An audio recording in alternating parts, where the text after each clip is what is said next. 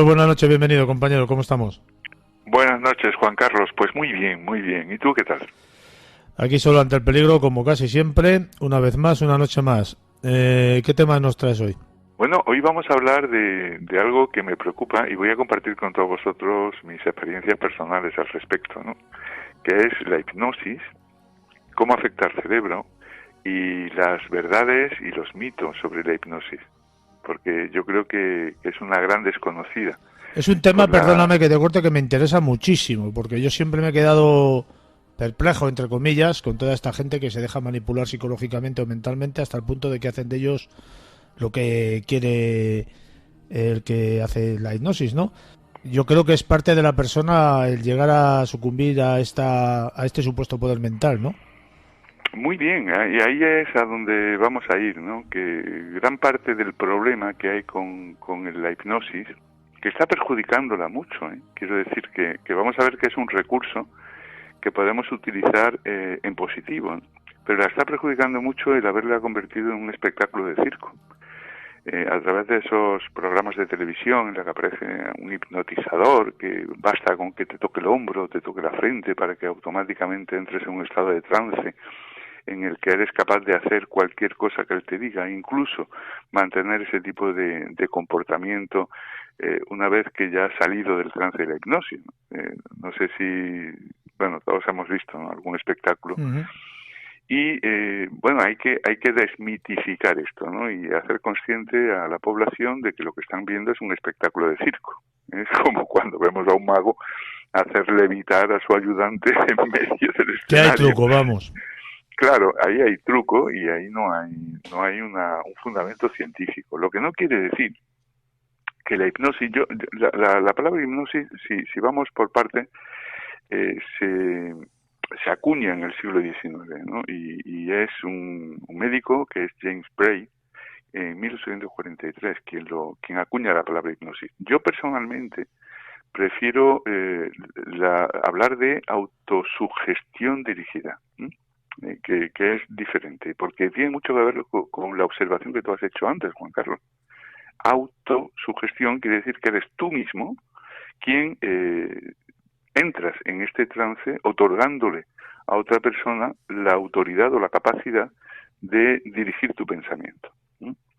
Pero, y esto tiene mucho que ver con lo que tú acabas de decir, ¿no? Si yo no quiero que me hipnoticen, yo no cedo esa parte de mi voluntad para ceder el control a otra persona, a mí nadie me va a hipnotizar. Con lo cual, que la gente esté muy tranquila, ¿no? De que no hay por ahí monstruos que son capaces de hacerte entrar en trance de forma automática, mirándote fijamente a los ojos. Recuerdo algunas películas, ¿no?, del poder de la hipnosis, y veías esos ojos abiertos como huevos, ¿no? Incluso, ¿tú te acuerdas del libro de la selva? Ujú. El libro de la selva, cuando K empieza a enredar a Mowgli cantando y aparecen esos ojos, ¿no?, con un arco iris de colores, rodando, rodando, rodando, rodando.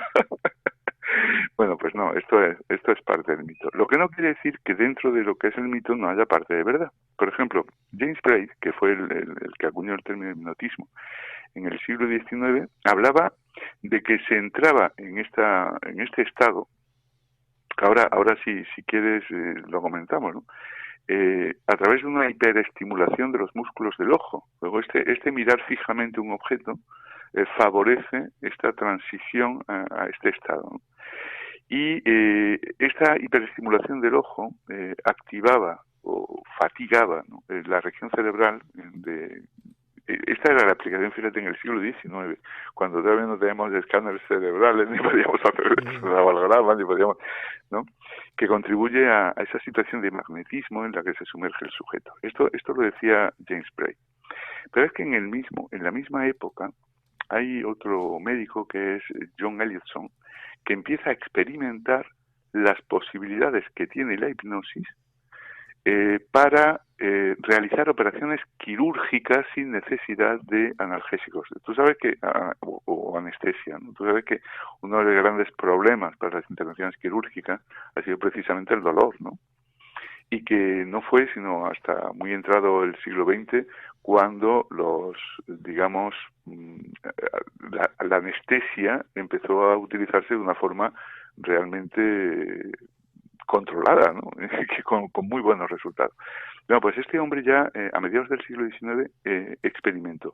Lamentablemente, conforme fue subiendo la eficacia de los analgésicos y los anestésicos, hubo una leyenda negra acerca de la hipnosis como tratamiento posible como paliativo del dolor. Y fue tildado de fraudulento, ¿no? Ahí podríamos hablar de la conspiración, de los beneficios de las farmacéuticas, ¿no?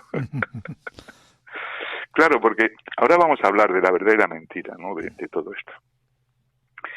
Hoy, por ejemplo, y a través de revistas científicas sabemos que se ha demostrado que puede utilizarse la hipnosis como paliativo del dolor. ¿Qué sabemos hoy? Bueno, si quieres, nos vamos a lo que sabemos hoy. Vamos, perfectamente. Yo creo que el último estudio que se ha publicado, del que yo tenga conocimiento, lo ha publicado la Universidad de Stanford, y el director de psiquiatría que dirige el estudio es David Spiegal, se llama. Bueno, pues dándote la razón, fíjate qué sentido común y qué intuición tiene Juan Carlos. Él realizó un estudio, su equipo realizó un estudio con 545 participantes. 545, yo creo que es un número suficientemente representativo. Uh-huh. Bueno, de ahí sacaron una de las conclusiones que sacaron era que solo el 10% de la población es susceptible de ser hipnotizada. ¿Cómo lo ves? El 10%. Solo el 10%. Evidentemente hay personas que son más propensas y personas que son menos propensas, ¿no? Pero solo el 10% es susceptible. Con lo cual, tenías toda la razón, Juan Carlos. Si tú no quieres ser hipnotizado, pues no te van a hipnotizar, ¿no? Pues fíjate que yo estaba confundido porque pensaba que había más personas, fíjate. No, pues te estoy hablando de 545 participantes. De ellos seleccionaron a los 36 que se mostraban más favorables, o a los que tenían más facilidad, ¿no? para entrar en estado de hipnosis. Y utilizaron 21 sujetos de control. Los sujetos de control, ¿sabes lo que es, no? En la experimentación empírica científica, para demostrar que algo es eficaz, siempre tienes que utilizar un grupo de control, que no está sometido al tratamiento, para después verificar si lo que has intentado conseguir a través de la aplicación de un medicamento o de un tratamiento ha dado resultados con respecto a la muestra de control. Bien. Ya claro, con este planteamiento ellos empiezan a hacer estudios con resonancia magnética, porque una de las cosas que me decía David Spiegal, ¿no?, es que se ha estudiado mucho, se han hecho muchos estudios científicos acerca de la eficacia de la hipnosis como paliativo del dolor, por ejemplo, en dolores crónicos, ¿no? O, por ejemplo, para paliar estados de ansiedad. Esto se ha hecho. Pero lo que no se había hecho es qué cambios operan en el cerebro cuando la persona entra en estado de hipnosis, ¿no? Es decir, no se había hecho un estudio sobre el cerebro en sí mismo, ¿no? ¿Está pasando algo o no está pasando nada? ¿Qué está pasando y cómo está actuando esta situación en el cerebro? Y ellos llegan a unas conclusiones muy, muy, muy interesantes, ¿no? Por ejemplo, disminuye la actividad neuronal entre la zona cingulada y la anterior dorsal. Y esto yo sé que a los oyentes no les va a decir nada, pero me van a entender cuando digo que dejamos de estar pendiente de todo lo que nos rodea. Es decir, enfocamos nuestra atención de una forma muy, muy, muy específica. ¿Y hacia dónde? Hacia la voz de la persona que está controlando nuestro estado hipnótico. Algo tan difícil de hacer, ¿eh? Algo muy difícil de hacer, claro. Tú sabes que cuando yo oí hablar en mi juventud de meditación, ¿verdad? Yo creía que era pensar muy fuerte. Claro, hasta que tú aprendes que la meditación es la capacidad de dejar tu mente totalmente en blanco. Y eso es tremendamente difícil. Yo lo veo casi imposible. ¿Verdad?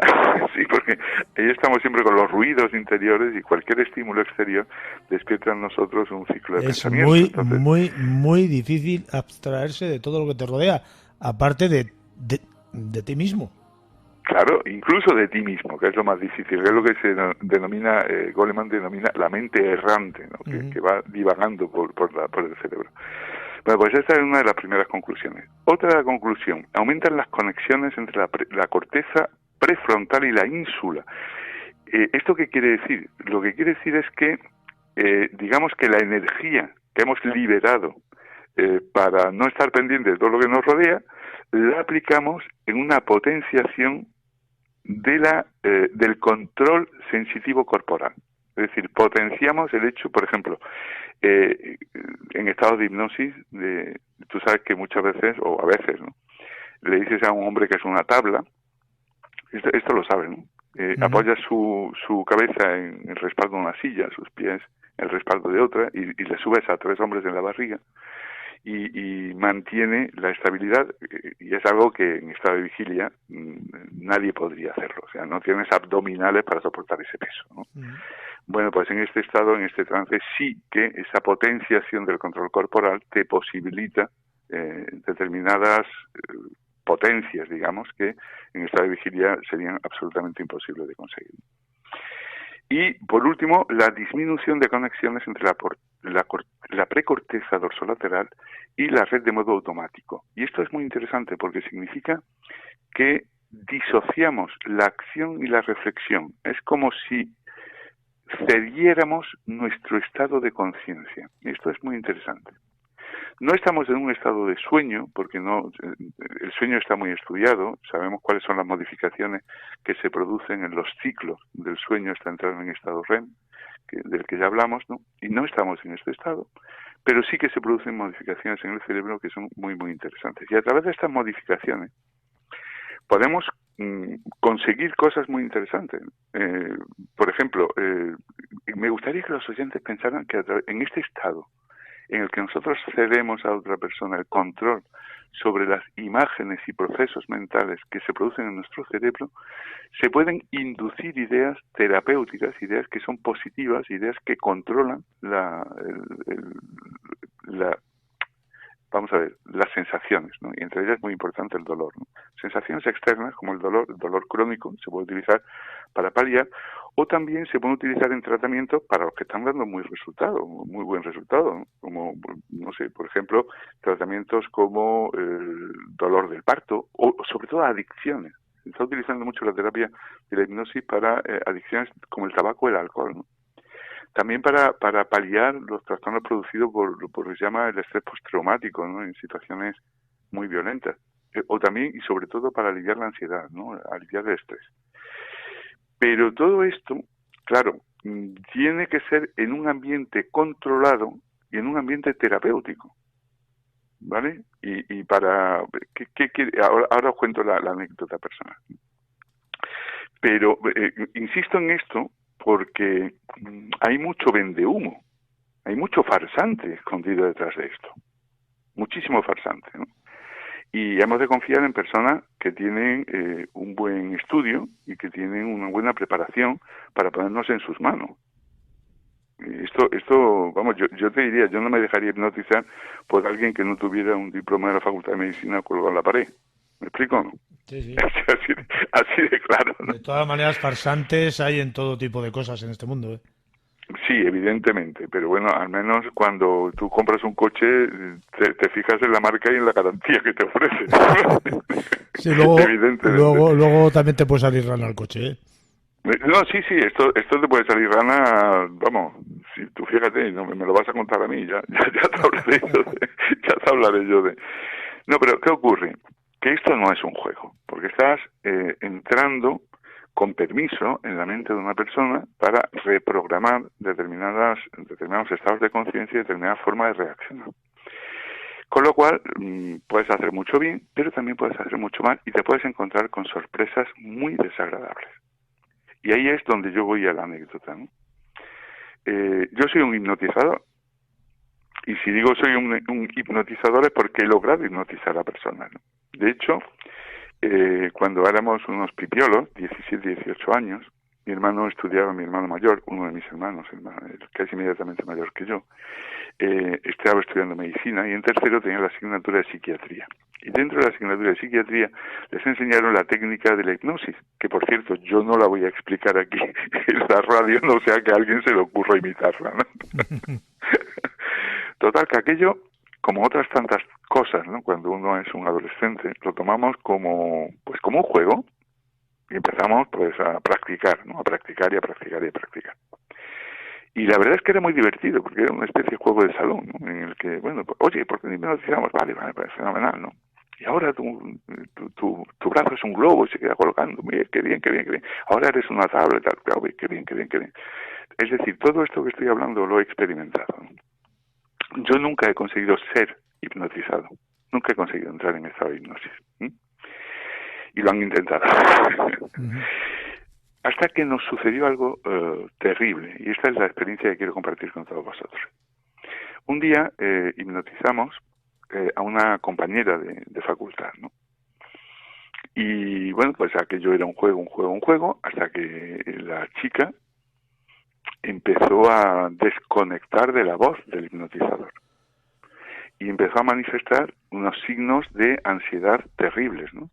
Y hablo de angustia, expresión de angustia en la cara, hiperventilación, respiración, ¿de acuerdo? Taquicardia, es decir, empezó a entrar en estado de pánico.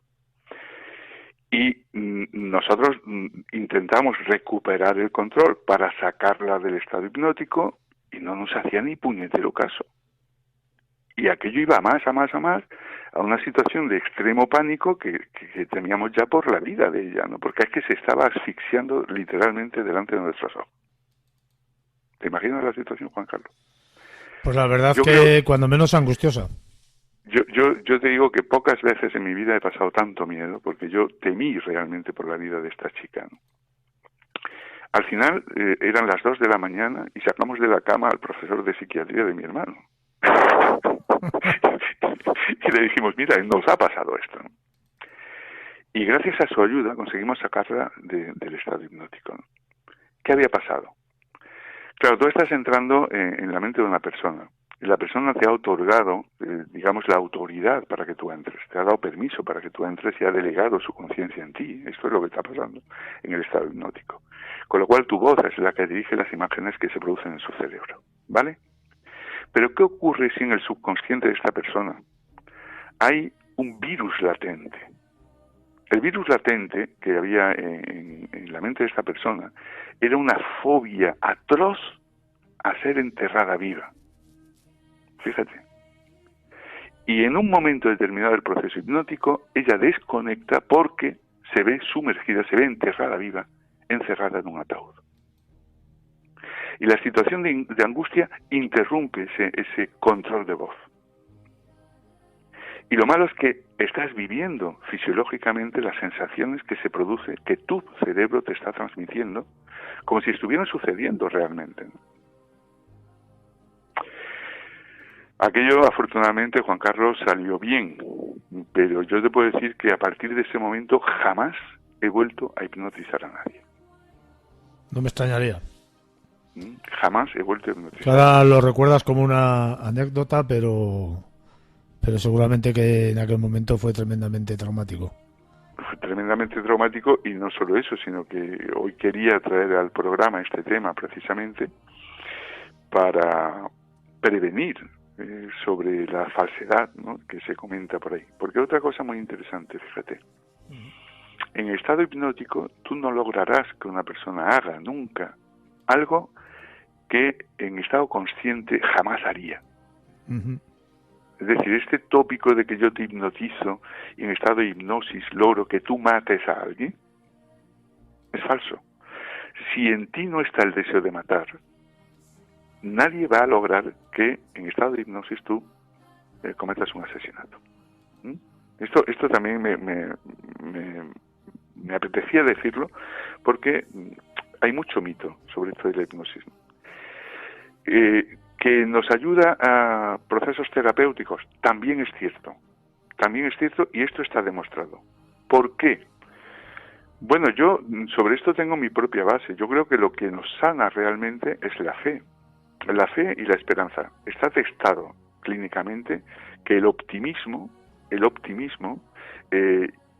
multiplica nuestras defensas inmunológicas, luego favorece la curación. Cuando tú integras una instrucción dentro del subconsciente del cerebro, por ejemplo, el olor del tabaco te causa repulsión, ¿no?, asco. Uh-huh. Y logras repetirlo esto en varias sesiones, llega un momento en que en estado de vigilia el simple olor del tabaco te va, porque has programado neurológicamente el cerebro. Si tú transmites una idea base optimista respecto a las expectativas futuras, estás favoreciendo, estás programando neurológicamente y favoreciendo, por tanto, el resultado apetecido. Por eso es tan importante una confianza plena en la persona con la que tú puedas hacer una terapia en un momento determinado y que sea un profesional como la copa de un pino, que al menos tenga una garantía, un marchamo, ¿no? No sé si marca o no, pero que no vendamos humo, ¿de acuerdo? Y me preocupa mucho, de verdad, este hermano que yo te digo que entonces estaba estudiando medicina, hoy es una eminencia en oncología. Y le preocupa mucho el que se ofrezcan a pacientes en desesperación terapias que no conducen a ninguna parte, por las que los pacientes renuncian a tratamientos como la quimioterapia, que son muy abrasivos, ¿no? muy agresivos con el sistema inmunológico, y se entregan pues a una fe que no conduce a ninguna parte, ¿no? Lo vamos a mantener en el sentido común. No vamos a abandonar la medicina, José Carlos, porque está claro que hoy en día sin ella pues determinadas enfermedades no llegarían a buen fin. Claro. Pero sí que yo pienso que todo aquello que te ayude positivamente a mantener una mentalidad positiva, valga la redundancia, sobre un evento negativo como puede ser una enfermedad oncológica que has mencionado, pues evidentemente también son bienvenidas. Esto sí, Hombre, siempre y cuando no te aparte de lo otro. Claro. Fíjate lo que te he dicho antes, y que además está investigado y lo afirma él también, ¿no? Como el optimismo ante la enfermedad, la esperanza de superación de tus propias fuerzas ante la enfermedad, dispara los casos de supervivencia. Luego, cómo enfrentas tú la enfermedad es importante. Todo elemento que actúe sobre tu estado de ánimo y te ofrezca esa fuerza, ¿no? para luchar y seguir adelante, pues está potenciando tu sistema inmunológico, claro, y está favoreciendo el resultado que tú deseas, ¿no? No nos olvidemos que somos un multiverso en un solo elemento y todo lo que nosotros provoquemos a nivel interior se va a ver propulsado hacia todas las demás células. Si tenemos una forma de pensamiento negativo, todo nuestro cuerpo se convertirá en algo negativo. Claro, y ahí es donde estamos. Y este es otro tema para hablar. Pues yo creo que sí, que hay muchos temas de los que hablar, pero yo lo que espero es que lo que hemos hablado hoy pues interesa a nuestros oyentes, ¿no? Yo creo que sí. Cuando vean a un hipnotizador o a un mentalista, ¿no? Como ahora se les dice, pues que piensen que están viendo, que se relajen y disfruten porque están viendo un espectáculo de circo y ya está, no pasa nada. Sí, que es evidente. De todas maneras hubo una década, creo que la década de los 90, donde el famoso Tony Campbell y no sé quién más salían por la televisión haciendo muchos circos de estos que tú dices, y que por desgracia para muchas personas se lo creían a pies juntillas, ¿eh? Sí. No, porque vamos a ver. ¿Cómo no vas a creer algo que estás viendo por la televisión? Claro, por la televisión. Pues en ese caso... Que es la panacea de la verdad. Pero bueno, a mí me gusta, sabes que me gusta irme siempre a la ciencia, ver qué explicaciones científicas tenemos ante lo que observamos, que no deja de ser, fíjate todo lo que hemos hablado, no deja de ser un gran misterio, ¿eh? ¿Cómo podemos conceder autoridad a una voz externa para que entre en nuestra mente y cederle nuestra conciencia para que pueda operar en nuestro cerebro? Esto es muy difícil. De hecho, hoy ya sabes que se prefieren terapias menos agresivas, ¿no? Pues ahora se habla de PNL, de programación neurolingüística, se habla de coaching. Todos son terapias conductistas, ¿no? A través del consentimiento consciente de la persona para reconducir hábitos, ¿no? Y esto, pues, a mí me parece... yo ahí llego, ¿eh? Y de hecho soy un magnífico... pero para ayudar a los demás, ¿no? Pero nunca más volví a hacer un ejercicio de hipnosis, ¿eh? Jamás. Ha sido un enorme placer, como siempre, tenerte en nuestro programa. Te estoy muy agradecido por ello y espero y ansío con mucha vehemencia el próximo contacto contigo dentro de 7 días, en una semana. Muchísimas gracias, un abrazo. Gracias siempre a vosotros y un fuerte abrazo a los oyentes.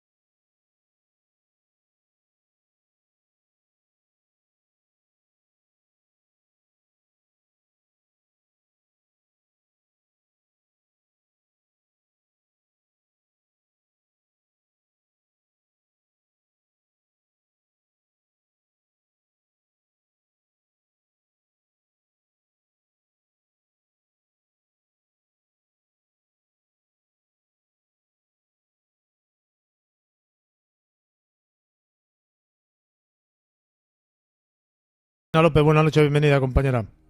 Hola, buenas noches, ¿qué tal? ¿Cómo estamos este día? Bien, esperando ya poder comunicar, que me encanta. Bueno, hoy nos traes un tema que socialmente, pues lamentablemente para muchas personas es un poco peliagudo porque nos vas a hablar de un tipo de monstruos, de un tipo de personas que tienen deformidades físicas y que la sociedad les hace una especie de vacío, ¿verdad? Efectivamente, lo que se denominan monstruos de lo físico, que son aquellos seres humanos que por desgracia han nacido con algún tipo de enfermedad, ya sea en el pasado o en el presente, y que, bueno, pues de alguna manera han sido estigmatizados por la sociedad y además en muchas ocasiones también la sociedad pues se ha aprovechado de ellos. Conocemos por monstruos de lo físico como aquellos que, como tales, hoy día los podemos englobar dentro de lo que sería el ámbito de la ciencia médica. Por ejemplo, pues los siameses, los enanos, los gigantes, obesos, labios leporinos, hermafroditas, elefantiásicos, patizambos, paticortos, gente que tiene cuernos y afectaciones en la piel, vamos, cuernos como manifestaciones cutáneas de una enfermedad. Todo esto supone la ruptura de la perfección del cuerpo del ser humano y en realidad para otro ser humano constituye lo que es el caos, lo que sería el error de Dios. Lo que tendría también una connotación como hijos del pecado, de lo proscrito. Quizás en otras culturas se encuentran más cerca de lo sagrado, por ejemplo en India, siendo de alguna manera intermediarios con los dioses en lo que sería el destino de los hombres. Pero es verdad que según las épocas han podido constituir incluso en sociedades occidentales hasta fenómenos de experimentación.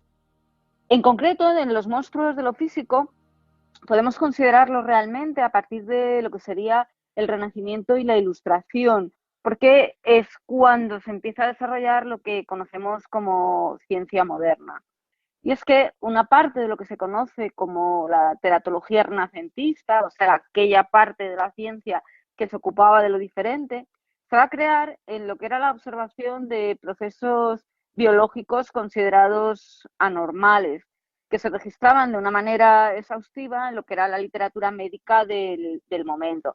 Un poco en parte por la curiosidad científica tan grande que existía y sobre todo por unas dosis de ingenuidad en algunas ocasiones, pero de malignidad también en otras, de querer hacer hincapié en esas diferencias.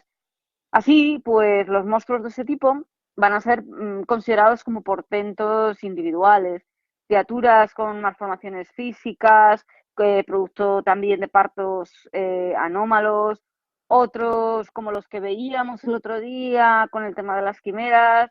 Eh, También incluso se pensaba en aquella época que pudiera existir fecundaciones entre especies diferentes, que evidentemente hoy pues, sabemos que eso no existe.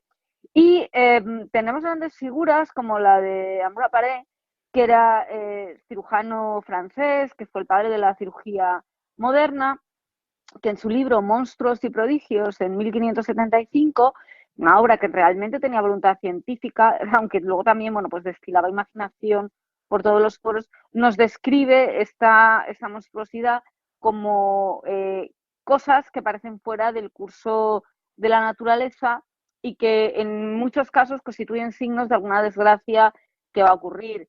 Unas criaturas que nacen con un solo brazo, otras con dos cabezas, miembros al margen de lo extraordinario, o sea, se consideran ya dentro de lo que son prodigios. Por ejemplo, una mujer que dé a luz una serpiente, un perro, cualquier cosa opuesta a la naturaleza. Bueno, en un principio era esto el concepto que se tenía. Es verdad que según se va evolucionando en el tiempo, otros autores como Ulises Aldrobaldi, que autor de otro tratado como el Monstruorum Historiae, más o menos en el mitad del siglo XVII, va a servir de base para lo que es la zoología y la botánica posterior. También tenemos a Conrad Gessner con la Historia Animalium, que es el padre en el siglo XVI de la zoología moderna.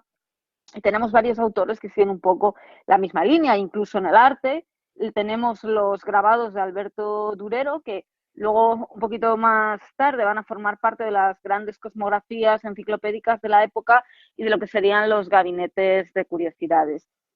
Y es verdad que en esta época renacentista y barroca consideraban que todo aquello que era portentoso tenía una razón de ser. Un monstruo tenía un designio divino y existían tanto para mostrar que había que atender a una determinada situación como para avisar estos designios, estos deseos divinos. Y es verdad que mientras científicos naturalistas intentaban desentrañar este tipo de misterios, a nivel del pueblo llano lo que abundaban eran los agoreros y adivinos que estaban empeñadísimos en leer el futuro y, bueno, desentrañar estos misterios que generalmente consideraban que anunciaban acontecimientos catastróficos. Un poco más adelante, ya en el 18, en el periodo de la Ilustración, los primeros años se dedican un poco los científicos a observar a estas personas como si fuera un objeto de contemplación, que eran resultado de, bueno, pues un accidente de la naturaleza que se había comportado de manera juguetona. De alguna manera también eran admirados incluso dentro de la fealdad como hermosos y representados también en el arte y, bueno, en el fondo toda deformidad seguía ciertas regularidades de la naturaleza y esto se expone en museos y ni siquiera con un ánimo de lucro, pero para que llegara un poco a lo que es el público y tuviera acceso a lo que era un disfrute visual.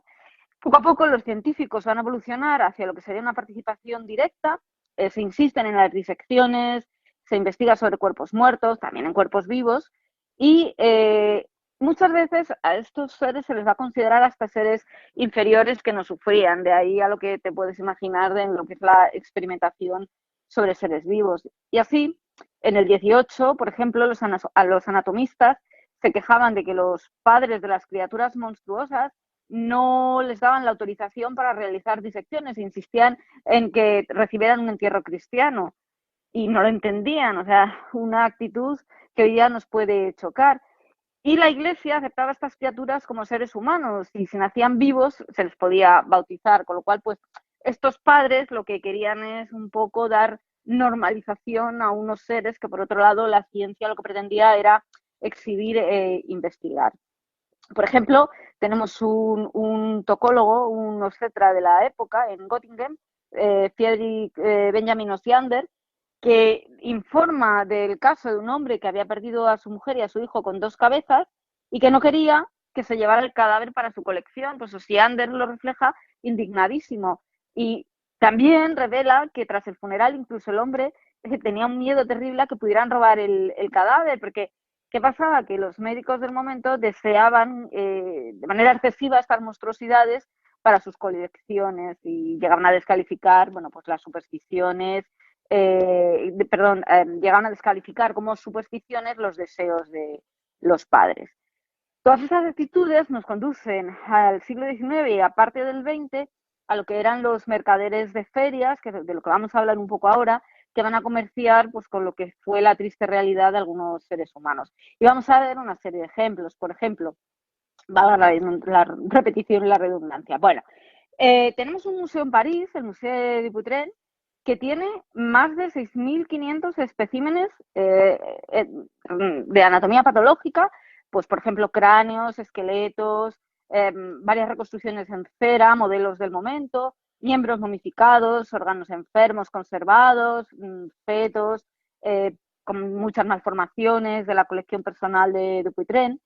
Se abre en torno a 1835 por el sucesor de Guillaume Dupuytren, que era el más célebre cirujano del momento del Hotel Dieu, que era el hospital con más categoría de París, que está muy cerquita de lo que está de Notre Dame.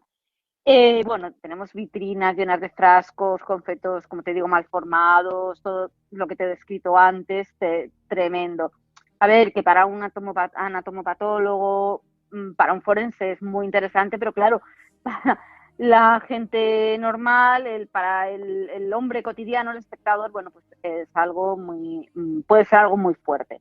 Los conservaban en glicerina o en formol y la identificación de las piezas, bueno, pues tiene la etiqueta autógrafa. Y disponen de una colección de esqueletos de niños pues, con malformaciones como hidrocefalias, muchas malformaciones más pues, de tipo craneal, lo que podemos considerar con los ojos del profano como monstruosidades. Más ejemplos, pues Pascual Piñón, que perteneció a los fenómenos de feria del 19 y del 20. El hombre pasó, el pobre, su vida de circo en circo, y parece ser que de su cráneo nacía otra cabeza, que en realidad era producto de un cuadro malformativo, que eran los restos de un gemelo parásito, bueno, en ciencia se llama Craniopagus parasiticus. Describiéndolo, la cabeza de este hombre tenía una especie de protuberancia, probablemente no tenía ningún tipo de rostro, ni tenía nada. El rostro, pues posible que fuera pintado para la actividad que realizaba en el circo Selsfloto, cuyo director, promotor, le descubre a Piñón en Texas en 1917, trabajando en el ferrocarril, porque llegó de México tras perder sus tierras en la Revolución. También hay versiones que dicen que si la segunda cabeza tenía una cara que podía verse cuando se levantaba la protuberancia, otras que nos comentaba que era un tumor que, bueno, pues debidamente maquillado parecía una segunda cabeza.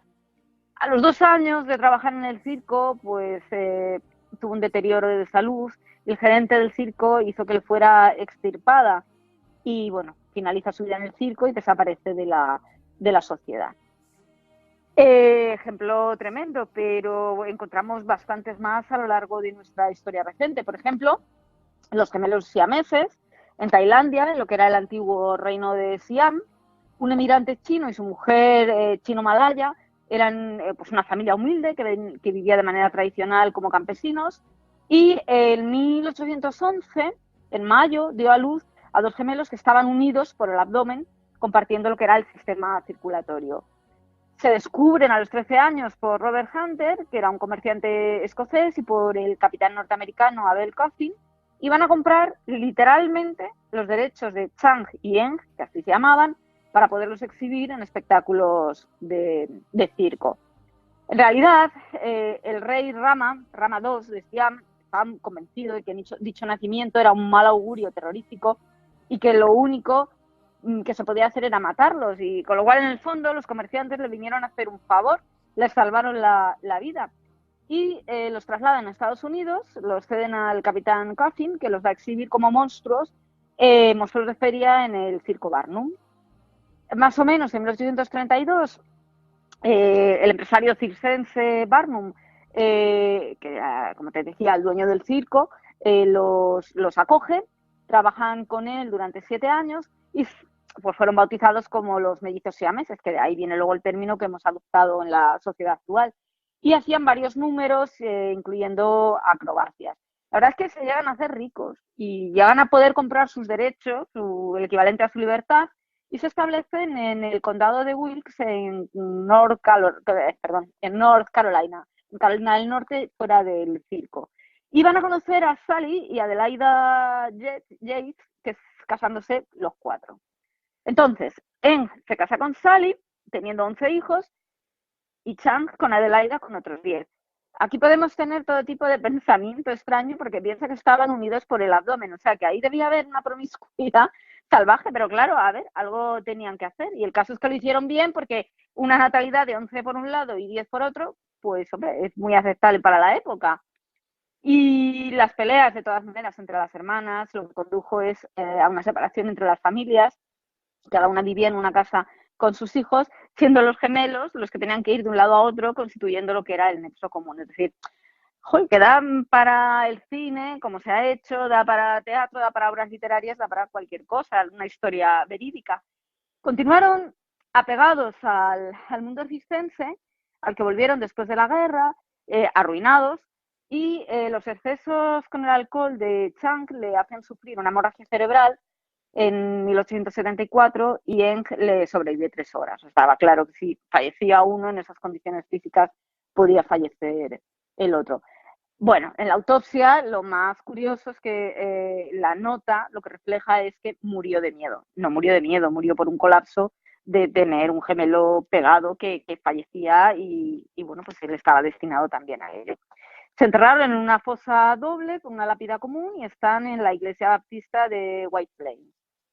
Y lo que es el ejemplo quizá más conocido es el de Joseph Karen Merrick, el hombre elefante, que nace en Leicester, en Inglaterra, en agosto de 1862 y va a fallecer en Londres en abril de 1890, una corta vida.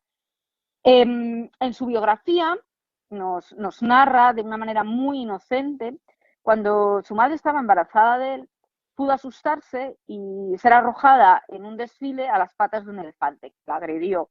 Y de esta manera, pues pudo desarrollarse esta malformación. Evidentemente esto no fue así. Estamos hablando del pensamiento de la época. 100 años después se va a identificar ya en el siglo XX lo que fue el síndrome de Proteus, que se ajustaba perfectamente con los síntomas de Merrick. Y en el año 2003, un análisis de ADN que se obtiene de sus restos de pelo y huesos, que se conservan en el Museo del Hospital de Londres, confirman que efectivamente era un síndrome de Proteus, aunque no se descarta que pudiera también haber tenido otra de las enfermedades que pueden producir los síntomas físicos que tenía, como la neurofibromatosis, varios tumores cutáneos y deformaciones y crecimiento anormal de ciertas partes del cuerpo. Bueno, parece que fue un niño normal hasta que a partir de los 5 años empieza a desarrollarse la enfermedad. Deja la escuela 5 años más tarde y después del fallecimiento de su madre, que él lo narra como la desgracia más terrible de su vida. Su padre se vuelve a casar y su madrastra pues no deja de atormentarlo y humillarlo porque se fugaba constantemente. Claro, estamos hablando de una persona que tiene un sufrimiento altísimo. Sobre los 13 años consigue un empleo en una fábrica de cigarros hasta que las deformidades de sus manos hicieron que lo dejara 2 años después. Estaba muy harto de que no pararan de mirarle, de ridiculizarle y decide internarse en el hospital de Leicester durante unos 2 o 3 años, que intentaron extirparle una protuberancia de lo que era el labio superior y la nariz. De ahí recibe el apodo de hombre elefante. Y tras pasar un tiempo sin dinero, en la indigencia absoluta, decide exhibirse para tener recursos y escribe a Santor, que era un director de circo, quien evidentemente pues lo incluye en el programa y se interesa por él, le consigue alojamiento en una posada y demás. En el programa, que se repartía a la entrada del circo, la descripción de Merrick era la siguiente: mi cabeza mide 88 centímetros de circunferencia y tengo una amplia masa carnosa en la parte de detrás, grande como un tazón. La otra parte parece, digamos, valles y montañas, todos amontonados, mientras que mi cara tiene un aspecto que nadie quisiera describir. Mi mano derecha posee casi el tamaño y la forma de una pata de elefante. El otro brazo y mano no son mayores que los de un niño de 10 años y están algo deformados. En 1884, Frederick Treves, cirujano del Hospital de Londres, se interesa por las deformidades humanas y sobre todo por el caso de Merrick, pues se acerca a la feria de variedades para conocerlo y bueno, hacer una invitación al hospital para poder analizarlo. Es verdad que no podían explicar en aquel momento la causa de la enfermedad. Recordemos que se descubre 100 años después. Merrick fue diagnosticado de incurable y abandona el hospital. El médico se implica de tal manera que quiere ayudarle, recurren a la prensa y luego a la princesa de Gales, Alexandre, al duque de Cambridge, quien en mayo del 1887, se interesan y le conocen personalmente. Gracias a esta actuación se le va a conceder por intervención real un alojamiento de caridad. Y en 1890 Merrick fallece por un dislocamiento cervical y por una asfixia consiguiente. Es verdad que pensar, si la descripción era 88 centímetros de perímetro craneal, pues posiblemente el cuello no era capaz de soportar el peso del cráneo, produciendo lo que es este esfínter cervical que condujo a la asfixia. Es un tipo de malformaciones, lo que él tenía, que nunca dejaban de crecer. Y ya para terminar, sí que quería un poco recomendaros a todos, si no la habéis visto, hay una película de los años 20, 30, del siglo pasado, que se llama Freaks. En nuestro país se conoce con la traducción como La parada de los monstruos, y para mí es una de las mejores películas del siglo XX. La dirige Todd Browning y nos va a hablar de la relación sexual entre la altiva y hermosa trapecista Cleopatra, y el enanito Hans, que abandona a su pareja Frida, también otra enanita.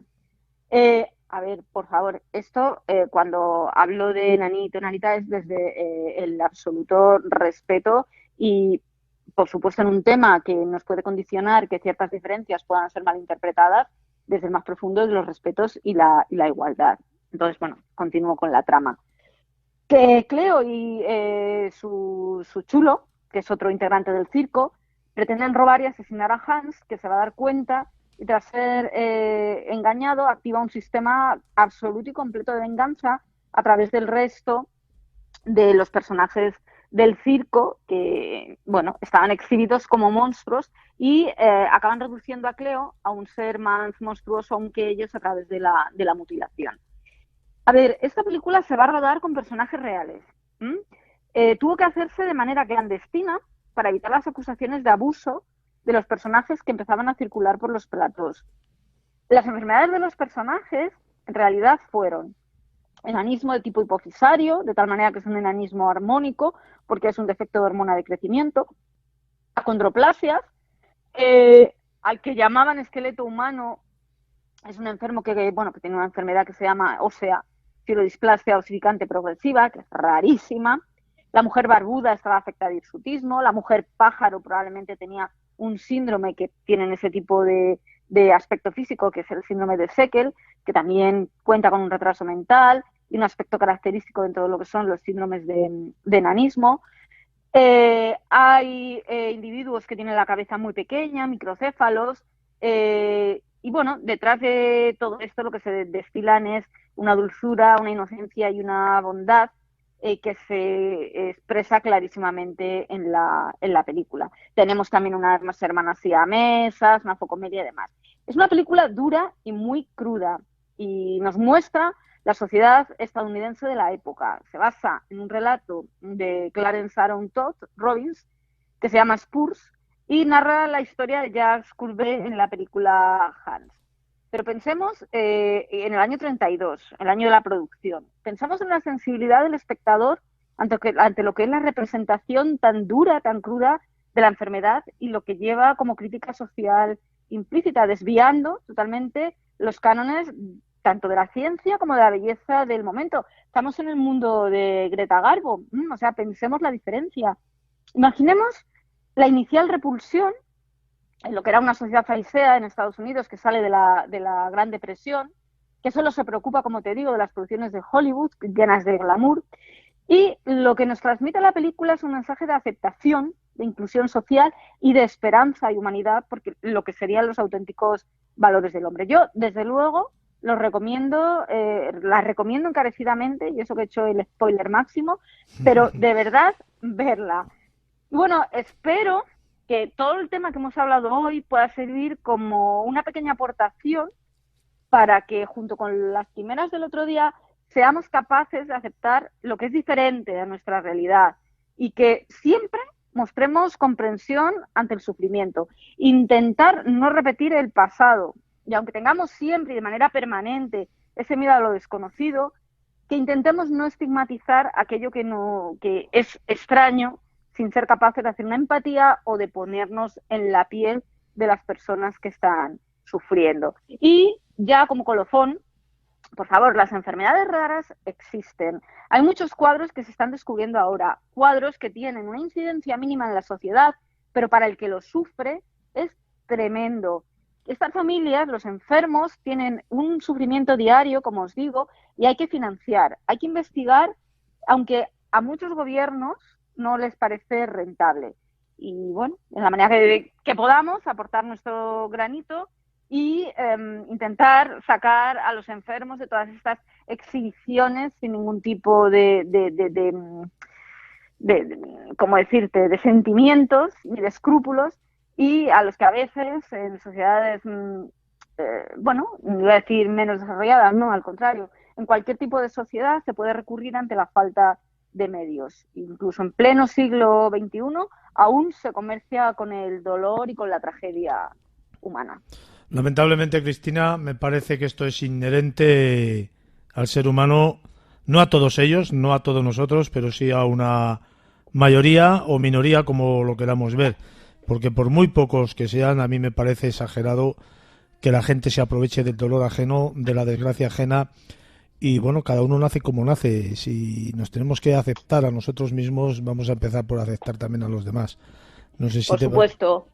Por supuesto. Además, es tremendo porque hay veces que de países en desarrollo te traen auténticos casos tremebundos. Te trae de alguna manera, pues, hacer cargo de ellos, efectivamente.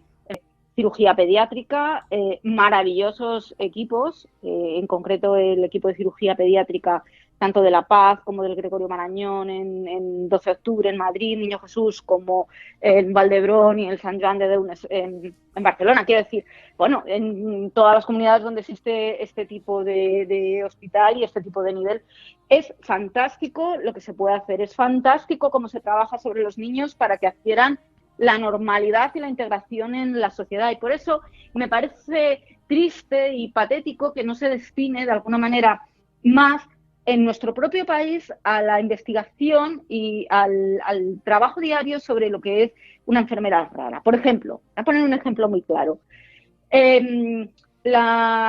Las fundaciones, por ejemplo, Menudos Corazones y Aladina, son maravillosas, funcionan de manera fantástica sobre lo que es el apoyo a niños con malformaciones congénitas o, por ejemplo, la unidad de cuidados intensivos del niño Jesús, la Fundación Aladina, pues ha participado mucho en lo que es el apoyo a los padres del niño hospitalizado, etcétera, etcétera. Y de hecho, en La Paz también la Fundación Ronald McDonald. Estamos hablando de fundaciones privadas que dan apoyo, ¿vale? Primer pero. Pero bueno, yo no voy a decir nada. Evidentemente están ahí porque tienen que estar, porque si no, no habría nada y eso ya simplemente es alabable. Pero estamos hablando de enfermedades raras, enfermedades que ni mucho menos tienen ese soporte, de enfermedades que suponen que en muchas ocasiones incluso el reconocimiento de la discapacidad y el reconocimiento de las ayudas tardan años en llegar, y enfermedades que su baja incidencia hacen que los tratamientos o no lleguen o ni siquiera estén en nuestro país. Y eso es lo que a mí me parece personalmente muy triste. Entonces creo que a nivel del que sufre, y sobre todo cuando este sufrimiento viene del más pequeño, deberíamos como sociedad volcarnos un poquito más. Pero bueno, es una opinión personal. Lamentablemente, Cristina, hay gente que piensa exactamente todo lo contrario. Pero yo... no, claro, y nos quitan ayudas, y nos quitan subvenciones, y privatizan, y mucho. Lamentablemente la historia es así y no la podemos cambiar, aunque sí que lo vamos a intentar desde este pequeño programa, desde esta tu sección y desde esta tu participación hoy. Sí que estoy de acuerdo contigo en prácticamente todo lo que has dicho, y muy importante una cosa, la empatía. Hay que ponerse en el lugar del otro para saber lo que el otro piensa, siente y padece en cada momento. Cristina, ha sido un enorme placer, volverte a tener en nuestro programa. Te estoy muy agradecido por ello, y dentro de una semana, dentro de 7 días, nos vuelves a traer otras historias como menos tan interesantes como la de hoy. Muchas gracias. Por supuesto, un saludo, muchas gracias y un abrazo para todos. Hasta luego.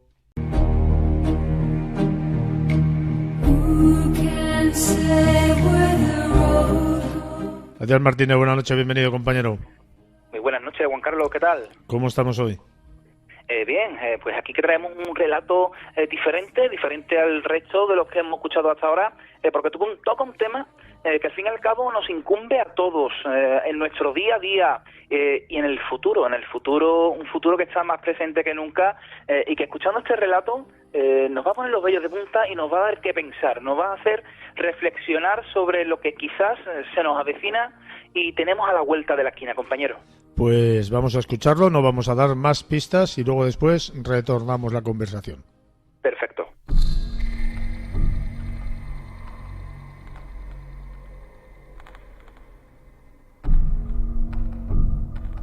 Repentinamente se despertó sobresaltado y se dio cuenta de que no sabía quién era, ni qué estaba haciendo aquí, en una fábrica de municiones. No podía recordar su nombre ni qué había estado haciendo. No podía recordar nada.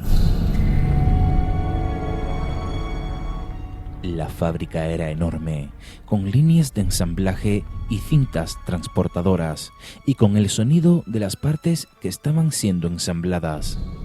Tomó uno de los revólveres acabados de una caja donde estaban siendo automáticamente empaquetados. Evidentemente había estado operando en la máquina, pero ahora estaba parada. Recogí el revólver como algo muy natural. Caminó lentamente hacia el otro lado de la fábrica, a lo largo de las rampas de vigilancia. Allí había otro hombre empaquetando balas. «¿Quién soy?», le dijo pausadamente, indeciso.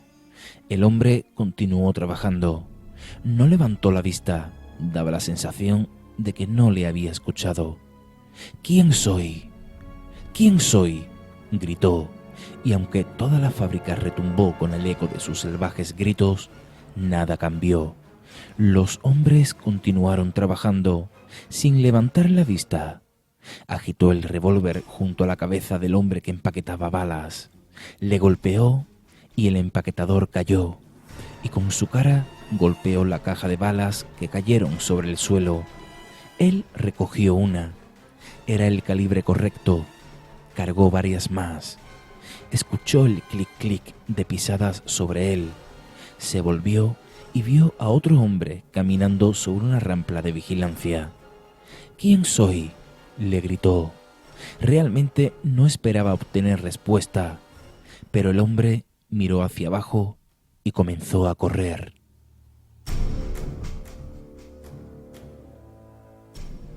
Apuntó el revólver hacia arriba y disparó 2 veces. El hombre se detuvo y cayó de rodillas, pero antes de caer, pulsó un botón rojo en la pared. Una sirena comenzó a aullar, ruidosa y claramente. «¡Asesino! ¡Asesino!», bramaron los altavoces. Los trabajadores no levantaron la vista, continuaron trabajando. Corrió, intentando alejarse de la sirena, del altavoz. Vio una puerta y corrió hacia ella.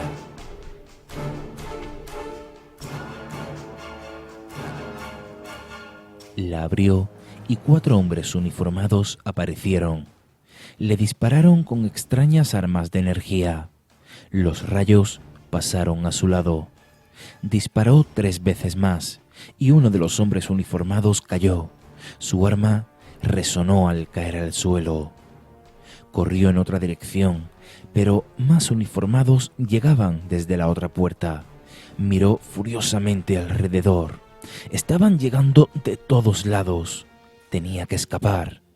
Trepó más y más alto hacia la parte superior, pero había más de ellos allí.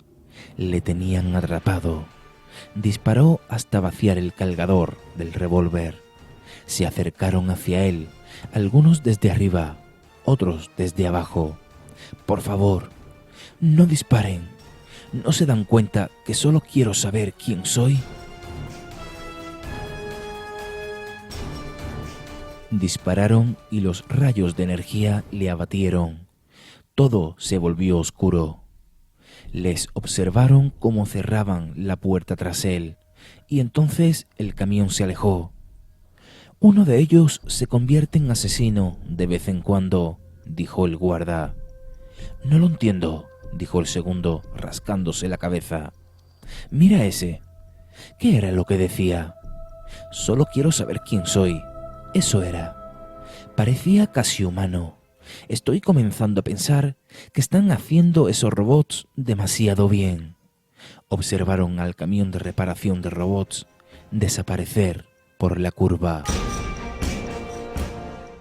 Adrián, ¿tú crees que llegaremos algún día a tener alguna posibilidad de vivir una circunstancia como plasma el relato? Ya sabemos que hay películas, que hay diferentes libros escritos al respecto y que, bueno, son libros a lo mejor muy avanzados a nuestra época, pero ¿tú crees que cabe la posibilidad de que algún día lleguemos a ver o a tener esto que ha pasado en el relato? No sé si exactamente lo que ha ocurrido en el relato, lo que ocurre en el transcurso o en este final, ¿no?, de este maravilloso relato de Stephen King, pues no sé, pero lo que sí tengo claro es de que a día de hoy sí estamos comenzando a ser esclavizados de un modo u otro por lo que es la inteligencia artificial, ¿no?, por los artefactos electrónicos. La tecnología avanza y en nuestro día a día vemos que la tenemos muy presente, ¿no? Este avance tecnológico, pues muchas ocasiones nos deja helados, ¿no? Porque sí es verdad que nos produce una sensación extraña, ¿no? Incluso de temor ante lo que puede depararnos el futuro, ¿no? ¿Qué te parece si hablamos un poco sobre robots e inteligencia artificial, ¿no? La denominación de inteligencia artificial se viene utilizando desde mediados de los 50, una fecha también muy cercana, por cierto, a la publicación de la obra formada por varios relatos, ¿no? Yo, Robot, del ya mítico escritor Isaac Asimov, el cual nos situaba en un futuro, Juan Carlos, donde las máquinas se podrían rebelar contra los humanos, ¿no? Que podemos decir que es casi el mismo argumento que tiene, ¿no?, este relato de Stephen King, y que deja muy prueba de ello, ¿no? Dentro de estas obras, principalmente, el autor, en este caso, partía de 3 leyes para la robótica. Muchas personas la conocerán, pero nosotros las recordamos. Primera, un robot no hará daño a un ser humano, o por inacción permitirá que un ser humano sufra daño. En segundo lugar, un robot debe cumplir las órdenes dadas por los seres humanos, a excepción de aquellas que entren en conflicto con la primera ley. Y ya por último, un robot debe proteger su propia existencia en la medida en que esta protección no entre en conflicto con la primera o con la segunda ley. Vemos que este autor, Isaac Asimov, en su obra dejó como un legado unas normas, ¿no?, unos mandamientos dentro del mundo de la robótica, de la inteligencia artificial a cumplir, ¿no? Pero veremos con el tiempo a ver si la inteligencia artificial no se vuelve en contra de nosotros o no nos hace más esclavos de lo que aún somos hoy día, ¿no?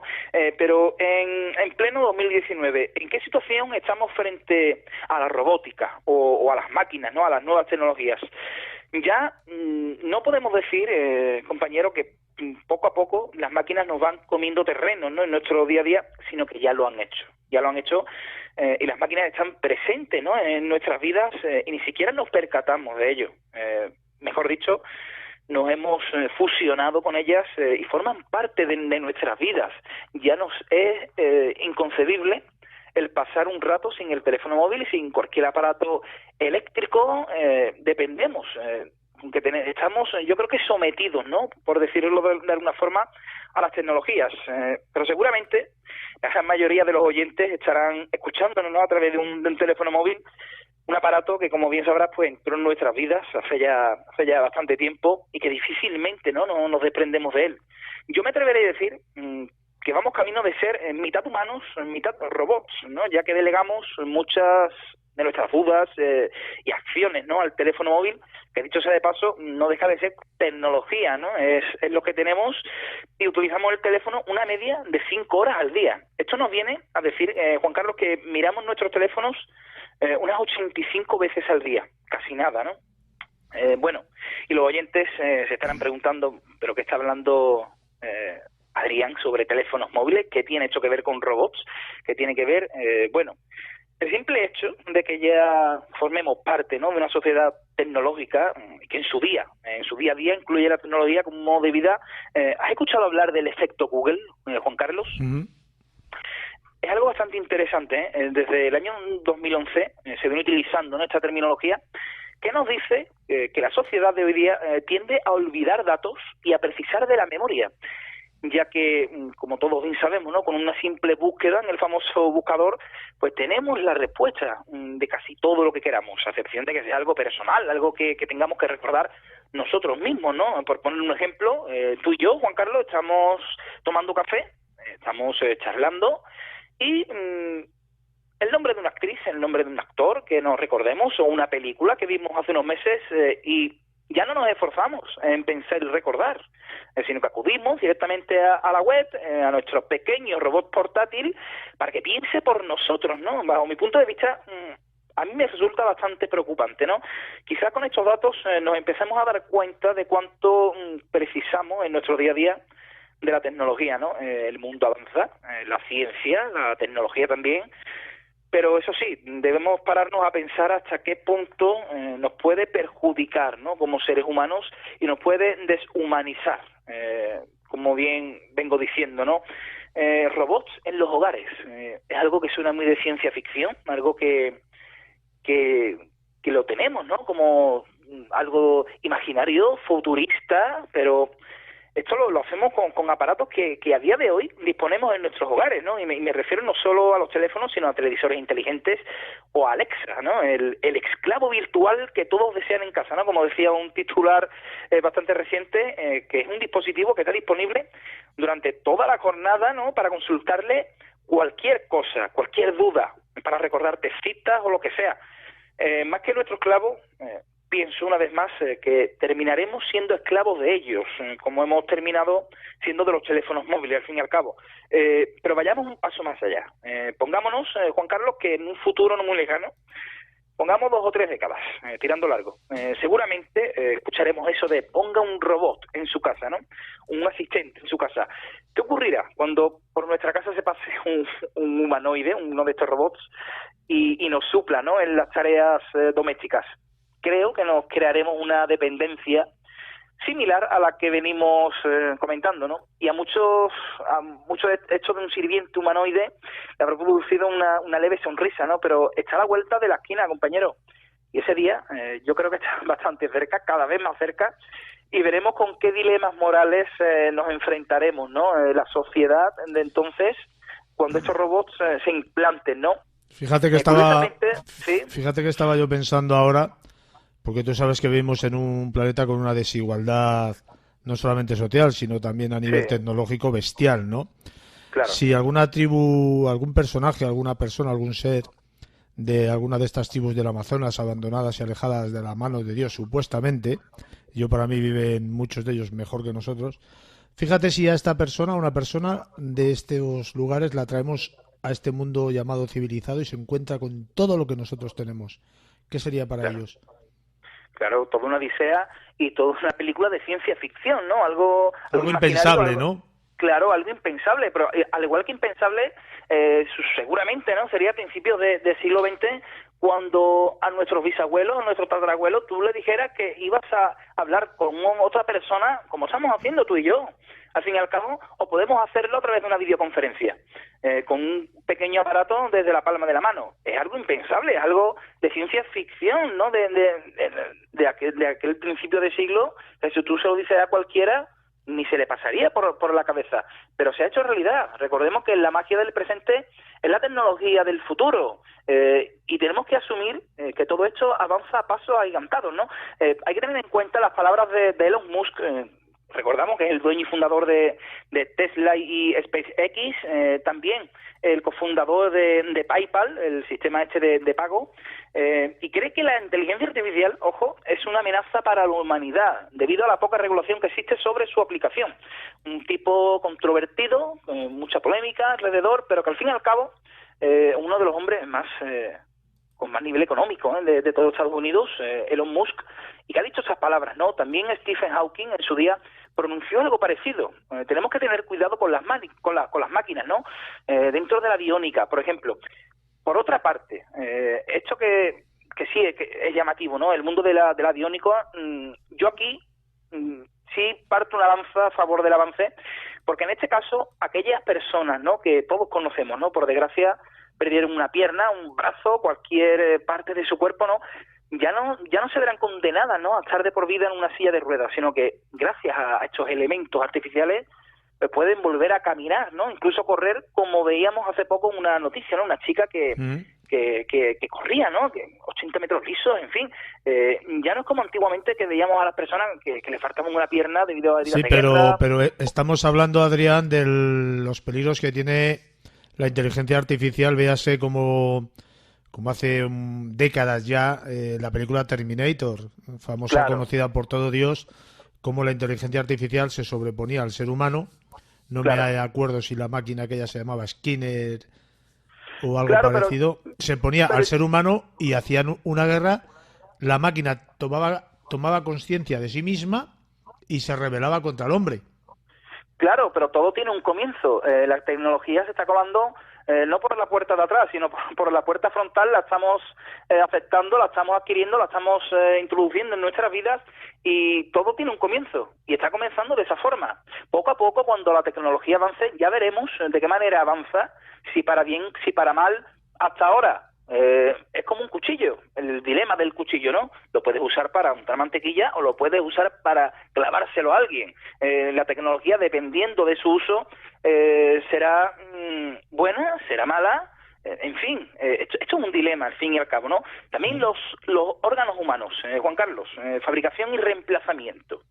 Órganos con una obsolescencia programada, riñones, corazones, pulmones, imagínate. Que creo que ya se están haciendo. Yo creo que es el negocio del siglo. Órganos humanos con una programación, una obsolescencia. Yo creo que en un futuro se alargará la vida de la humanidad, pero ¿a qué precio? ¿Y quiénes podrán acceder a ella? Yo creo que es un dilema bastante interesante para que todos los oyentes y nosotros mismos, Juan Carlos, nos hagamos esta pregunta y nos preguntemos hacia dónde vamos, ¿no? ¿Cuál es el camino que está tomando la sociedad, la tecnología de hoy día? Y si, en cierto modo, nos va a venir bien, nos va a venir mal, no lo sabemos, ¿no? Robots inteligentes a día de hoy. Volviendo a este tema de los robots, yo supongo que conocerán el caso de Sofía, ¿no? El primer robot con ciudadanía. Curiosamente, Arabia Saudí se la concedió en 2017 y disfruta de los derechos de una persona normal.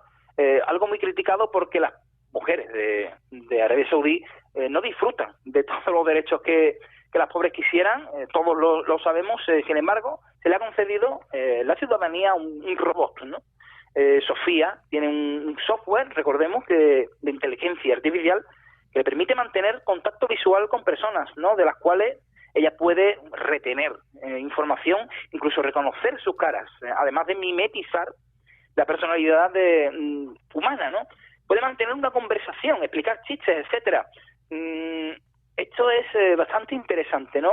Son los primeros pasos de la inteligencia artificial en forma de humanoide que interactúa, que habla con nosotros, que se le ve cierta coherencia, a veces no, se ve que es una máquina, pero a mí realmente, Juan Carlos, me inquieta Sofía. A mí me inquieta bastante. No por lo que es en la actualidad, recordemos que es un robot con forma de mujer, que es capaz solamente de juntar palabras y frases, ¿no? Algunas con sentido, otras no, como decía, pero que de alguna forma u otra interactúa, compañero. A mí lo que me inquieta es lo que pueda llegar a ser la inteligencia artificial, en definitiva. Por ahora, el tipo de dominación que tienen las máquinas sobre nosotros no es el que imaginábamos, ¿no? No es esa dominación esclavizada, pero nos dominan o tenemos una dependencia a ellas al fin y al cabo. Y creo que es un tipo de esclavitud. Creo que el modo de esclavitud de la tecnología, de la inteligencia artificial, no es tal y como imaginábamos, pero por ahora sí que tenemos esa dependencia y esa esclavitud, ¿no? En referencia a la inteligencia artificial. Ya por último mencionar que tendríamos que recordar que no somos conscientes de ello, pero la evolución tecnológica, ¿no? Esos pasos de gigantes que vemos, ¿no? Que se dan cada vez en menos periodos de tiempo. Tiempos remotos, se tardaban una eternidad, ¿no? Siglos, ¿no? En avanzar en algo en concreto, Juan Carlos, las herramientas, los metales, los medios de transporte, cualquier otro ámbito. Del siglo X al XIII no se avanzó tanto como desde el año 1970 al año 2000. Vemos que el periodo de avance en el campo de la tecnología cada vez comprende un espacio de tiempo más reducido, ¿no? Y esto nos lleva a pensar qué nos deparará el futuro, un futuro ya presente y que seguro que nos aguarda avances dignos de la ciencia ficción, ¿no? Cualquier película que veamos quizás se quede en pañales con lo que vemos en el horizonte de la tecnología. ¿Terminaremos, Adrián, viviendo, aunque muchos ya piensan que lo vivimos, una especie de Matrix? Es que el futuro es tan incierto, cambian tanto los tiempos, ya las generaciones antiguamente, décadas pasadas, había muy poca diferencia entre una generación y otra, pero hoy vemos que mis hijos no se parecen en nada a lo que yo hacía de pequeño, o sea que vemos que la tecnología influye en todo ello, tú, yo, seguramente cualquier oyente que ronde los 30 y pico, 40 años, tenían una infancia que la recordarán con juegos, ¿no? Jugando en la calle, pero hoy día La tecnología ha cambiado eso. Ya las calles están vacías. No se ven niños jugando por la calle tanto como se veían antes. La tecnología ha influenciado. Recordemos, en Japón, ¿cómo son las relaciones hoy día en Japón? Ya las personas mantienen sexo con máquinas, a través de sexo virtual, ¿no? Como se le conoce, ya lo que es el estereotipo de pareja como tal, de contacto físico, se está perdiendo, y todo ello a causa de la tecnología, ¿no? Que no sabemos, repito, si en un futuro nos va a deparar cosas mejores, cosas peores, pero que nos va a influenciar seguro. Y si algún día esta tecnología es capaz de crear tecnología, ya no que el ser humano cree tecnología, sino que la propia tecnología, la inteligencia artificial, sea capaz de crear otra inteligencia artificial. Ahí es donde yo creo que deberemos de empezar a tomar conciencia de ello y preocuparnos sobre lo que tú bien decías, ¿no? Si las máquinas pueden llegar a dominar al ser humano, es algo que para mí es espeluznante, y quién sabe lo que nos aguarda el futuro. Hombre, para mí es algo impensable todavía hoy en día, aunque Claro. también creo que debido a esa dejadez que tenemos los seres humanos por hacer las cosas, nos vamos a dejar dominar por lo que sea, siempre y cuando pensemos que nuestra vida va a ser mucho más cómoda. Claro que sí. Adrián, ha sido un placer como siempre tenerte en nuestro programa, te estoy muy agradecido por ello, un fuerte abrazo y en una semana, en 7 días, volvemos con otro relato. Claro que sí, un abrazo a ti y a toda tu audiencia, compañero.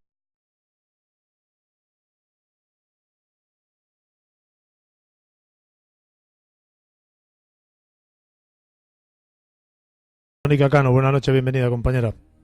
Muy buenas noches, Juan Carlos, ¿qué tal? ¿Cómo estamos hoy? Bien, aquí pasando la noche contando cositas misteriosas. Pues hablando de misterios, vamos a hablar del misterio de las sectas, de algunos perfiles interesantes que tienen dichas sectas. Y bueno, antes de nada vamos a empezar, pues como se suele empezar una entrevista, ¿no? ¿Qué entiendes tú por secta? Sí, porque es muy interesante saber definirlo, más bien para no equivocarnos y deducir cosas que no debemos ante determinadas situaciones, ¿no? Uh-huh. Cuando hablamos de secta en sí mismo, aunque de toda la vida pues ha tenido una connotación bastante negativista, estamos hablando de lo que sería, bueno, pues un conjunto de seguidores de una doctrina, puede ser religiosa o ideológica, no necesariamente tenemos que centrarnos en la religión, que bueno, digamos que se ha desprendido de lo que es un grupo más grande, ¿no? La secta siempre se asocia con la división o la ruptura de un sector más pequeño de uno que procede de otro más grande. Suelen ser movimientos que en general pues presentan devoción excesiva hacia una figura, una persona, un líder, y para continuar perpetuando esa devoción, lo que utilizan son una serie de técnicas de manipulación mental que lo que hacen es persuadir y controlar a todas esas personas que denominamos adeptos, ¿no? En realidad esto, bueno, pues tiene una serie de consecuencias para las personas, es evidente, aunque las hablaremos más adelante. Si tuviéramos a lo mejor que centrarnos, por ejemplo, en características concretas de estos grupos, aspectos que nos podrían llamar la atención, pues por ejemplo podríamos hablar que la asociación, que yo me asocio a una secta, en principio es voluntaria, en principio, porque en ocasiones también es fomentada, inducida, ¿no? También es cierto que, bueno, pues se presupone de esta asociación, de esta afiliación, una cierta exigencia personal. La persona se exige y desde el otro lado también le exigen. En ocasiones también se ostenta la exclusividad por parte de estos grupos, es decir, me estás venerando a mí, no puedes venerar otra cosa, te debes a mí, a mi ideología y a mi pensamiento. Además, bueno, pues dentro de estos grupos también existen los líderes, ¿no? La pequeña élite que, bueno, parece poseer una serie de habilidades o especiales o de conocimientos o de saberes que los hacen diferentes y representativos. También es cierto que, bueno, pues estos grupos lo que aspiran es a hacer creer a la otra persona que hay que alcanzar la perfección personal, ¿no? Es lo que hemos comentado, no necesariamente tenemos que hablar de algo religioso en sí mismo, sino que puede estar relacionado con una ideología sin más. Y bueno, pues generalmente pues están separados de facciones más grandes, pues presentan pues indiferencia frente a esos postulados más generales de los que se desprenden. ¿qué se puede buscar dentro de una secta? Te lo digo, Verónica, porque, bueno, estas sectas, estas asociaciones, entre comillas, utilizan herramientas psicológicas, supongo yo, para manipular la mente de aquellos que luego les hacen suyos, ¿no? Sí, así es. Además, son técnicas que en realidad podríamos emplear cualquiera. Lo que pasa es que están empleadas con una cierta sabiduría, ¿no? Adaptadas a la circunstancia concreta de cada persona. Por ejemplo, lo primero y principal es aprovechar las vulnerabilidades de las personas, ¿no? No es que estén buscando precisamente gente con trastornos o gente con desequilibrios, sino personas realmente inseguras que buscan algo más de lo que tienen. Buscan alcanzar algún objetivo que, bueno, pues lo que tienen en presente pues no se lo ofrece. También es verdad que el número de personas, ¿no?, que hay en una reunión, si hay mucha gente, evidentemente eso también va a favorecer. Es como que crea un interés en el otro. Si hay mucha gente que piensa esto, que quiere acudir a estas reuniones, evidentemente será porque es algo bueno y positivo. También les encanta aprovechar lo que es la soledad de las personas, ¿no? Cuando una persona está sola, pues evidentemente pues se considera más débil, ¿no? Los seres humanos somos seres sociales por excelencia, entonces si me ofrecen una gran cantidad de amigos en un periodo corto de tiempo, pues estupendo, genial. También ofrecen cosas exclusivas, ¿no? Cosas que no puedes alcanzar de ninguna otra forma, ¿no? Aunque luego siempre todo media por engaño, en realidad es un engaño, es una estafa, pero en principio te ofrecen cosas que de otra forma no podrías lograr. También suelen utilizar como control mental el hambre y el sueño, ¿no? El comer poco y dormir poco altera nuestra conciencia de tal modo que todo nos puede parecer bien. Y ellos juegan bastante con esa tesitura, ¿no? Para debilitar lo que es el organismo y por ende la mente también, evidentemente. Una práctica muy habitual es mantener al individuo muy ocupado, ¿no? Sí, eso también es verdad. Cuando una persona está haciendo un montón de actividades a la vez, no le da tiempo a pensar.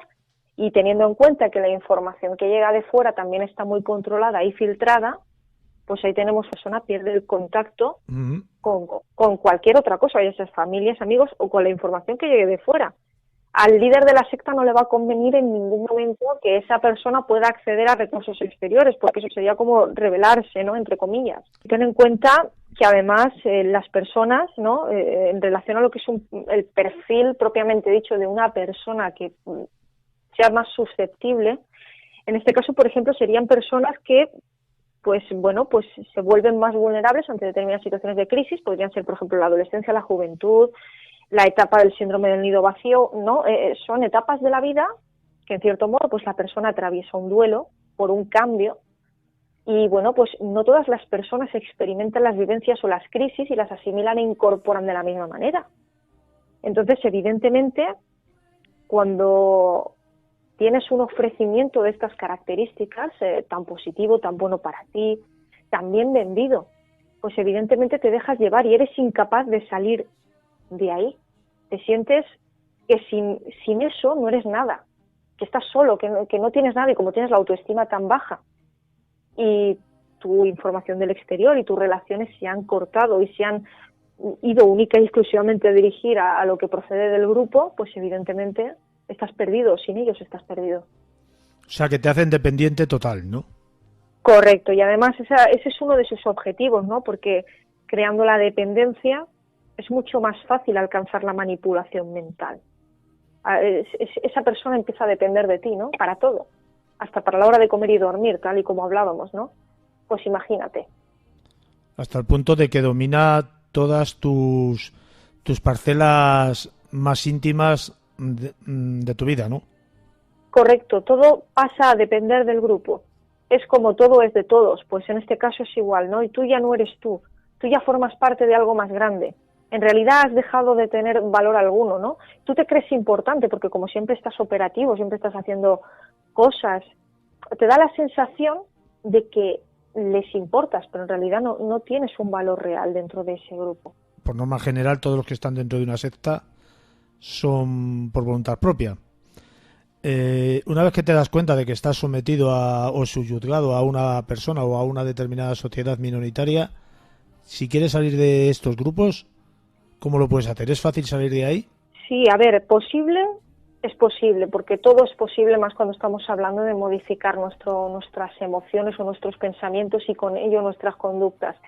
Sin embargo, bueno, pues la mente de estas personas está tan sumamente programada, ¿vale?, para pensar y actuar de una determinada forma, que al fin y al cabo, bueno, librarse de esas ideas, pues tiene evidentemente pues un tiempo, ¿no?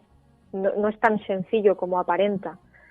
En realidad, bueno, pues profesionalmente incluso sería necesario conocer el grado de fanatismo, ¿no?, que se puede haber padecido en un momento dado, ¿no?, y lo programada que puede estar la mente de una persona para seguir unas determinadas prácticas y seguir defendiéndolas, además.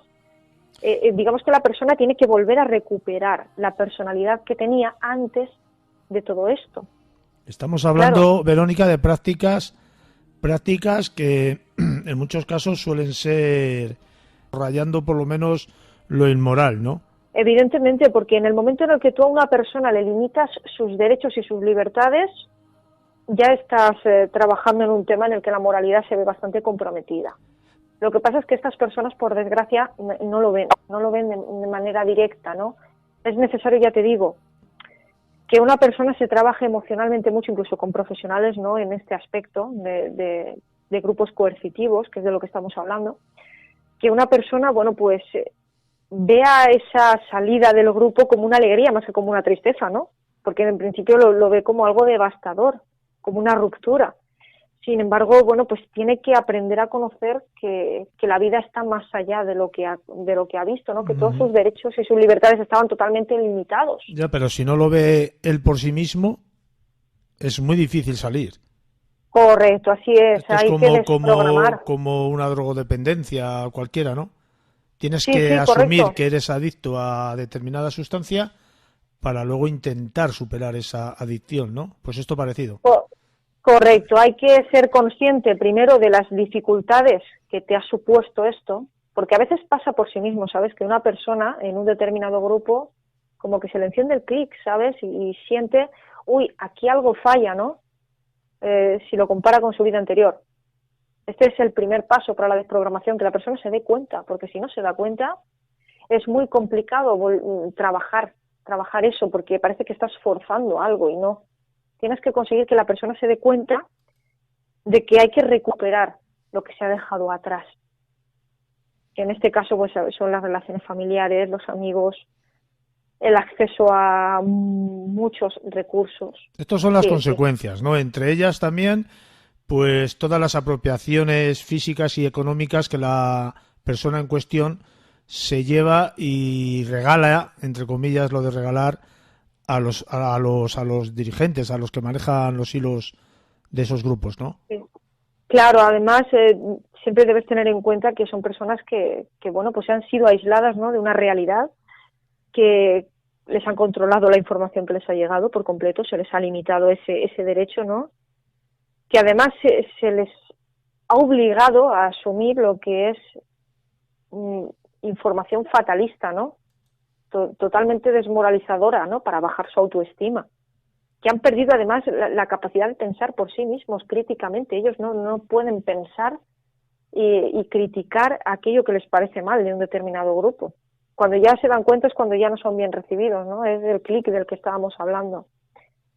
Y además, incluso en algunas ocasiones también hay atentados contra su integridad física y sexual, evidentemente. ¿Qué puede hacer una familia? Porque claro, hay una desprogramación total a nivel personal, económica, social y por supuesto familiar. ¿Qué puede hacer una familia que tenga una persona metida en un grupo de estos? No sé, ante la ley, ¿qué puede hacer? ¿Cómo puede sacar a una persona que se ha visto atraída por una asociación de este tipo?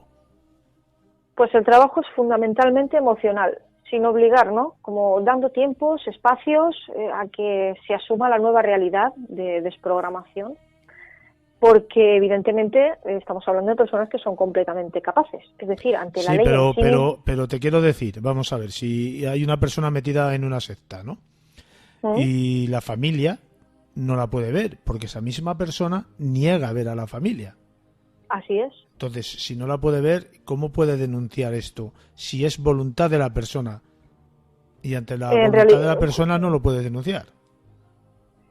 Se tiene que denunciar como una desaparición propiamente dicha, a pesar de que se pueda ser todo lo contrario, de que podamos estar hablando de personas mayores de 18 años. Hay que luchar mano a mano con las autoridades para localizar el destino, que generalmente en ocasiones pues no es ni el propio país en el que estamos, sino que se van a otra parte del mundo.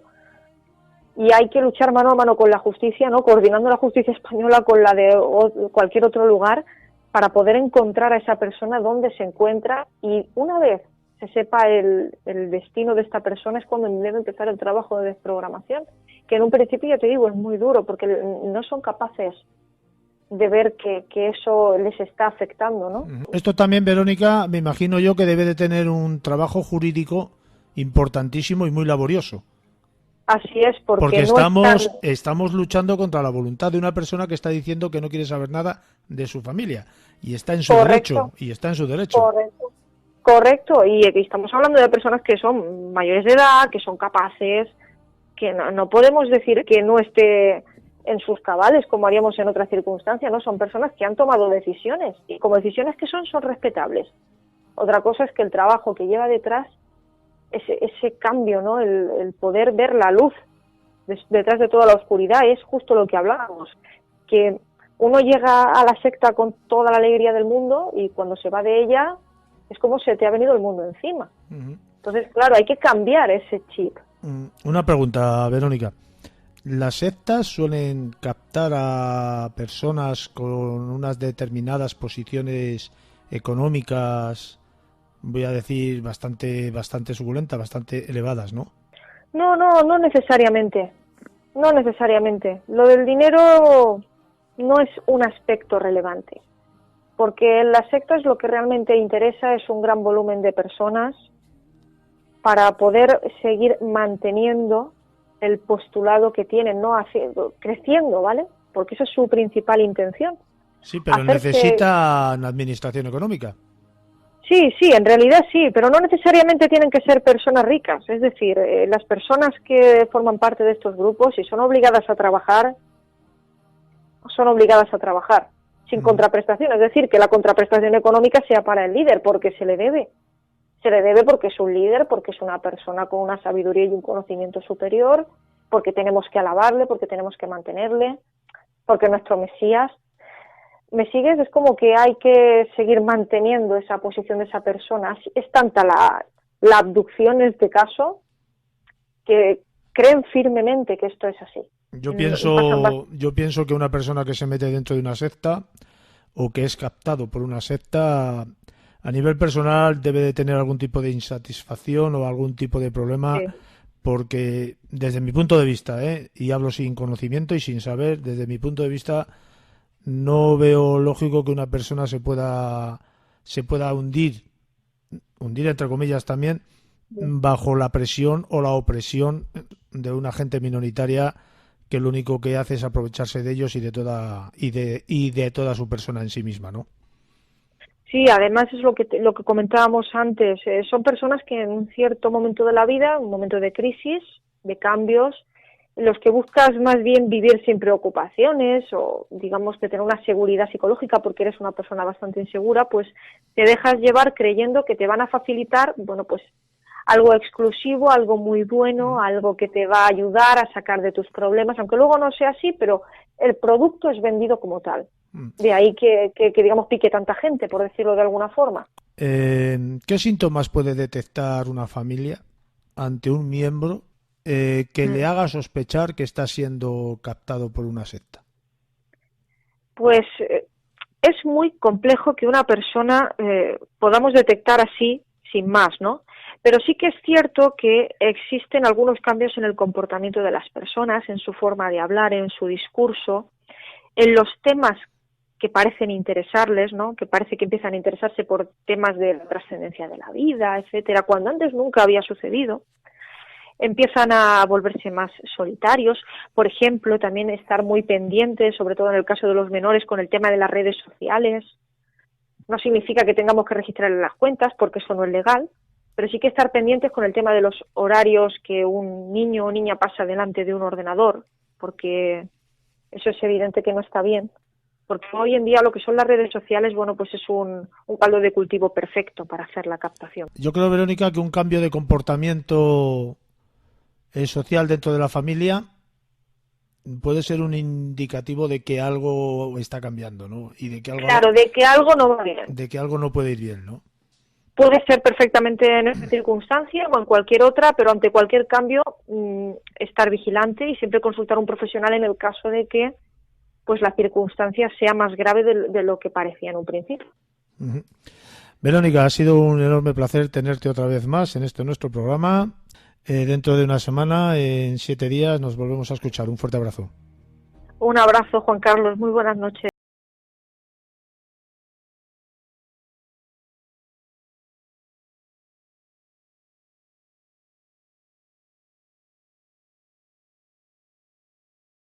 Solo me queda que daros las gracias por vuestro tiempo, vuestra atención y vuestra compañía. En una semana, dentro de 7 días, volveremos con el universo secreto. Hasta entonces.